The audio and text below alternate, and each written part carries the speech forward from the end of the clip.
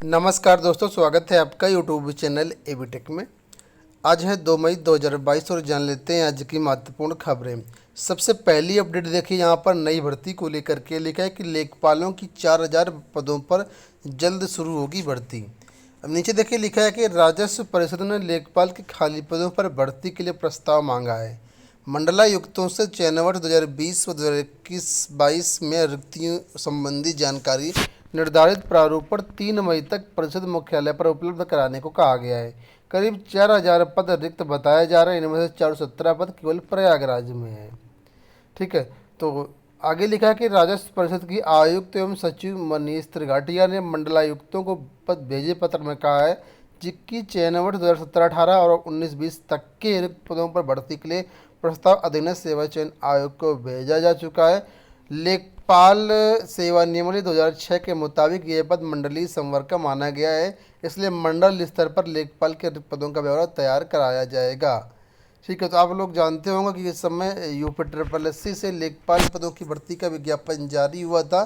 ठीक है, और उसका अभी परीक्षा होना है। ठीक है, तो वो जो पद यूपी में गए हैं वो 2017-18 और 19-20 के हैं, और अब यहाँ पर 20-21 और 21-22 इन 2 सालों में फिर से करीब 4000 पद खाली बताए जा रहे हैं, और इनका जो प्रस्ताव है 3 मई तक भेजना है। तो कुल मिलाकर के ये नई भर्ती आपको देखने को मिल सकती है लेखपाल के 4000 पदों पर। लेकिन आपको बता दें, अगर ये भर्ती नहीं आती है तो आपको पीटी क्वालिफाई करना होगा। पेट के जरिए ही ये भर्ती होगी। पेट के लिए पूरी संभावना है कि इसी मई या जून में आपके आवेदन फार्म लिए जाएंगे। तो अगर आपका पेट क्वालिफाई नहीं है तो इस बार आवेदन करने से मत चूकिएगा और क्वालिफाई कर लीजिएगा, तो आप इसमें एलिजिबल होंगे। लेकिन हो सकता है ये भर्ती वर्तमान में जो चल रही उसी में जोड़ दिया जाए, लेकिन इसकी संभावना काफ़ी कम नज़र आ रही है। नई भर्ती के माध्यम से ही ये उम्मीद है भरे जाएंगे पद। चलिए बढ़ते हैं हम लोग अगली अपडेट की तरफ। यहाँ पर अपडेटेड टीजीटी पीजीटी 2021 और 2016 भर्ती को लेकर के लिखा है कि 2019 चयनितों का समायोजन। चयन बोर्ड ने जारी की शासकीय विद्यालयों में समायोजन की सूची। अब आपको बता दें दोस्तों, यहाँ पर कि कुछ लोग पूछ रहे थे समायोजन क्या होता है। वैसे अगर आप टीजीटी पीजीटी संबंधित हैं तो आपको मालूम होगा, लेकिन जो नया अभ्यर्थी उनको बता दें कि देखिए, जो अभ्यर्थी परीक्षा क्वालिफाई करते हैं और इंटरव्यू वगैरह क्वालिफाई कर लेते हैं, उनका नाम फाइनल सूची में आ जाता है, चयन हो जाता है। ठीक है, उनको कॉलेज अलॉट कर दिया जाता है। लेकिन कई बार क्या होता है, कॉलेज में जब बच्चे जाते हैं वहाँ पर, तो वहाँ पर पद खाली नहीं होता या किसी कारण से पद भर गया होता है। ठीक है, तो उनकी ज्वाइनिंग नहीं हो पाती। फिर चयन बोर्ड उनका किसी दूसरे विद्यालय में समायोजन करता है। तो यही है समायोजन। समायोजन का मतलब है जिनका चयन होने के बाद भी पद नहीं मिला है, ठीक है, ज्वाइनिंग नहीं मिली है, उनको किसी दूसरे कॉलेज में भेजना, यही होता है समायोजन। तो यहाँ पर 219 चयनितों का समायोजन किया गया है। 2016 और 2021 दोनों भर्ती में काफ़ी अभ्यर्थी इंतजार कर रहे थे, तो इन सबका समायोजन कर दिया गया है। ठीक है, और इनकी जो सबके समायोजन की लिस्ट हमारे टेलीग्राम चैनल पर अवेलेबल है। इसके अलावा ऑफिशियल वेबसाइट पर अवेलेबल है। टेलीग्राम में अगर ज्वाइन करना चाहें तो वीडियो के डिस्क्रिप्शन में लिंक दिया गया, वहाँ से ज्वाइन कर सकते हैं। देखिए लिखा है कि 2021 के विज्ञापन में 160 टीजीटी और 42 पीजीटी के अभ्यर्थियों का समायोजन किया गया है। वहीं 2016 के विज्ञापन में 15 टीजीटी एवं 2 पीजीटी वर्ग का समायोजन किया गया है। अभी यहाँ पर देखिए बता दें कि कुछ ऐसे अभ्यर्थी रह गए हैं जिनका समायोजन नहीं हुआ है। करीब इनकी संख्या 10 बताई जा रही है कि पद न होने के कारण इनका समायोजन अभी भी नहीं हुआ है। यहाँ पर देखिए लिखा है कि 10 अभ्यर्थियों का नहीं हुआ समायोजन। ठीक है, तो पद उपलब्ध न होने के कारण कुल 10 अभ्यर्थियों का समायोजन नहीं किया जा सका। इनमें से कई इस विज्ञापन के तहत टीजीटी पीजीटी के 4-4 और चयनित अभ्यर्थी हैं। 16 के विज्ञापन के तहत टीजीटी पीजीटी के 1-1 अभ्यर्थी का समायोजन नहीं हुआ है। सचिव के अनुसार पद उपलब्ध होने पर इनका समायोजन जो है कर दिया जाएगा। तो इन 10 छात्रों को अभी और इंतजार करना पड़ेगा। अब दोस्तों यहाँ पर टीजीटी पीजीटी समायोजन हो जाने के बाद अब छात्रों की मांग है कि जल्द शुरू हो नई भर्ती। टीजीटी पीजीटी की नई भर्तियों के बारे में यहाँ पर देखिए अपडेट किया गया है कि टीजीटी पीजीटी के चयनित अभ्यर्थियों को समायोजित किए जाने के बाद प्रतियोगी छात्रों ने मांग की है कि टीजीटी या पीजीटी के 5000 से अधिक पदों पर नई भर्ती का विज्ञापन जारी किया जाए।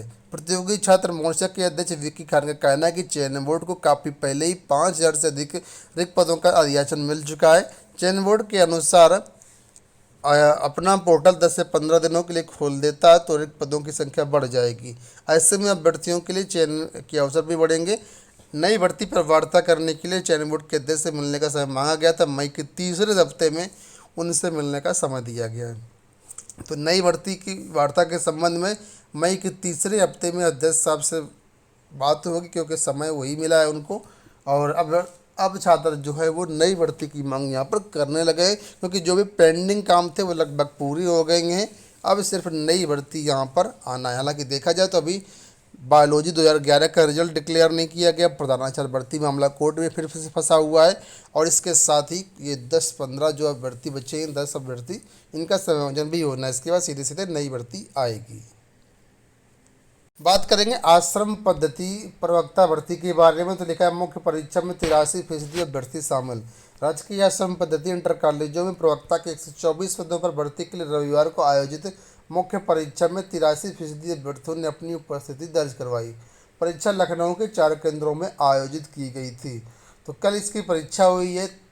83% अभ्यर्थी इस परीक्षा में उपस्थित रहे हैं। बढ़ते हैं हम लोग असिस्टेंट प्रोफेसर भर्ती की तरफ। लिखा है परीक्षा से परिणाम तक विवादों में असिस्टेंट प्रोफेसर भर्ती। अंतिम चयन परिणाम जारी होने के बाद भी सामने आ रही विसंगतियां, यूपीएचईएससी की कार्यप्रणाली और चयन प्रक्रिया पर उठ रहे सवाल। उच्च शिक्षा में प्रदेश की सबसे बड़ी बढ़ती सवालों के घेरे में है। विज्ञापन संख्या 50 के तहत प्रदेश के अशासकीय महाविद्यालयों में असिस्टेंट प्रोफेसर के 2002 पदों पर चल रही भर्ती प्रक्रिया में अब तक ढेरों अनियमितताएं सामने आ चुकी हैं। परीक्षा से लेकर के परिणाम तक यूपीएचईएससी विवादों के घेरे में रहा है। प्रतियोगी छात्र अब पूरी चयन प्रक्रिया पर ही सवाल उठा रहे हैं। छात्र मांग कर रहे हैं कि इन गलतियों के जिम्मेदार लोगों के खिलाफ कार्रवाई की जाए।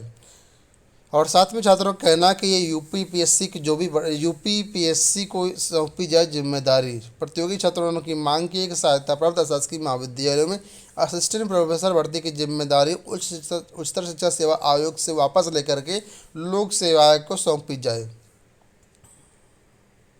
यहाँ पर देखिए एक बड़ी अपडेट है। लेकर 2023-24 से 4 वर्षीय इंटीग्रेटेड बीएड, यानी अब अगले 12वीं के बाद सीधे अभ्यर्थी 4 वर्षीय इंटीग्रेटेड बीएड कर सकते हैं। 12वीं के बाद इसमें सीधे प्रवेश हो जाएगा। ग्रेजुएशन और बीएड 4 साल में आपका कंप्लीट हो जाएगा।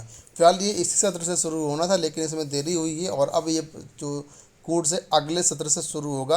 राष्ट्रीय शिक्षा नीति 2020 के अंतर्गत सारे बदलाव आपको देखने को मिल रहे हैं। और यहाँ पर आपको बता दें कि BA BEd, BSc BEd, BCom BEd में दाखिले के लिए 31 मई तक भेजे जा सकेंगे ऑनलाइन आवेदन पत्र। और 2030 के बाद सिर्फ यही एक ऐसा कोर्स होगा जिससे शिक्षकों का चयन होगा, बाकी अन्य कोर्सेज जो हैं उनसे चयन नहीं होगा। तो यहाँ पर देखिए लिखा है कि 2030 से 4 वर्षीय बीएड प्रोग्राम से होगा शिक्षकों का चयन। इस प्रोग्राम को, इस कोर्स को भी पायलट प्रोजेक्ट के तहत रन किया जा रहा है। और इसमें लिखा है कि जो भी अभ्यर्थी इंटरेस्टेड है वो 31 मई तक इसमें ऑनलाइन आवेदन कर सकते हैं। तो अगर आप इंटरेस्टेड हैं तो इसमें ऑनलाइन आवेदन कर दीजिए। 31 मई रात 12 बजे तक विंडो ओपन रहेगी। बढ़ते हम लोग अगली अपडेट की तरफ। लिखा है अब सेवानिवृत्त कर्मियों की भर्ती करेगा परिवहन विभाग। उत्तर प्रदेश राज्य सड़क परिवहन निगम ने सेवानिवृत्त कर्मियों को दोबारा मानदेय के आधार पर नियुक्ति करने का रास्ता खोल दिया। ये रिटायर्ड कर्मी बस संचालन से लेकर कार्यालय तक में काम कर सकेंगे। ऐसे सेवानिवृत्तों की क्षेत्रीय प्रबंधक और सेवा प्रबंधक भर्ती करेंगे। परिवहन निगम के मंडल ने इनकी सेवा शर्तें मानदेय को तय कर दिया है। तो यहाँ पर देखिए कितना कितना मानदेय मिलेगा उसके बारे में यहाँ पर दिया है कि अगर चालक बनेंगे सेवानिवृत्त कर्मियों को 12,400 मिलेगा, परिचालक को 12,400 मिलेगा, अन्य जो पद रहेंगे उसमें से इतना इतना वेतनमान यहाँ पर मिलेगा। अंत में बात कर लेते हैं इस अपडेट के बारे में। लिखा है असिस्टेंट प्रोफेसर पद पर गैर राज्यों का अनुभव ही नियुक्ति में होगा मान्य। इलाहाबाद हाई कोर्ट ने गैर राज्यों के महाविद्यालयों में और असिस्टेंट प्रोफेसर पद पर शैक्षणिक अनुभव को उत्तर प्रदेश के महाविद्यालय की सेवा में जोड़ने का निर्देश दिया है। यह आदेश न्यायमूर्ति डॉक्टर अनूप कुमार पांडे की याचिका पर अधिवक्ता सीमांत सिंह को सुनकर के दिया गया। कोर्ट ने कहा कोर्ट ने छत्तीसगढ़ के 2 सरकारी महाविद्यालयों में प्राप्त शैक्षणिक अनुभव को यात्री सेवा में जोड़ करके उसे प्रोन्नति व वेतन वृद्धि आदि सभी लाभ देने का निर्देश दिया गया है। तो दोस्तों ये हो गई आज की सारी अपडेट। ऐसा करते वीडियो पसंद आया होगा। इसी तरह की अपडेट पाने के लिए, न्यूज़ पाने के लिए चैनल को सब्सक्राइब कर लीजिए। और ये जो भी न्यूज़ हम सुबह के वीडियो में कवर करते हैं, इनकी अगर आप इमेज प्राप्त करना चाहें या पेपर कटिंग प्राप्त करना चाहें तो हमारे टेलीग्राम चैनल पर अवेलेबल करवा दी जाती है डेली का डेली। आप लोग वहाँ से डाउनलोड कर सकते हैं। इस वीडियो में इतना ही, धन्यवाद।